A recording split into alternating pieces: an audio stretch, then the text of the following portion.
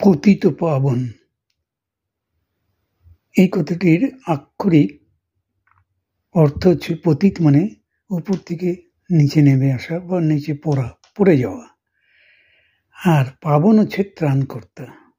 তো পতিত পাবন বলতে আমরা যেটা বুঝি সাধারণত যে ভগবান অর্থাৎ যিনি আমাদের ত্রাণকর্তা হিসেবে আসেন, তিনি উপর থেকে নিচে নেমে আসেন, তাই পতিত পাবন।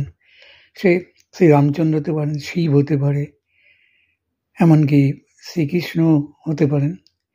এটা বলতে গেলে একটু বলতে হয় সেটা হচ্ছে যে দেখুন, সত্য, ত্রেতা, দ্বাপর, কলি এই 4টে যুগ, তার মধ্যে সত্য যুগে ওই ত্রাণকর্তার কোনো প্রয়োজন ছিল না, কারণ মানুষ ছিল তখন আত্মশুদ্ধ, চিত্তশুদ্ধ।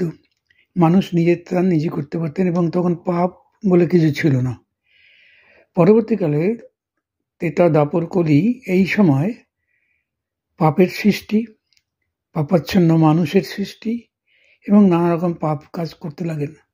ভগবান এই পাপ কাজের হাত থেকে ত্রাণকর্তা হিসাবে তখন তিনি নেমে আসেন এবং পাপী ও